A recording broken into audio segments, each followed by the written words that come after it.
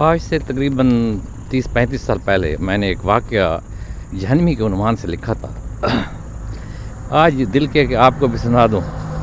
سبق آموز تھا. یہ سچا واقعہ ہے.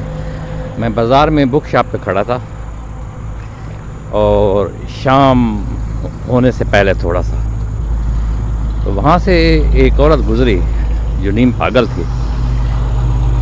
اس کا جو دکاندار تھے انہوں نے مذاق اڑانا شروع کر دیا اور وہ آگے سے گالیاں دے رہی تھی اور اس بات پہ لوگ ہنستے تھے. تو میرے ذہن میں آیا کہ کیا جہنمی لوگ ہیں. بہرحال تھوڑی دیر میں اذان آ گئی.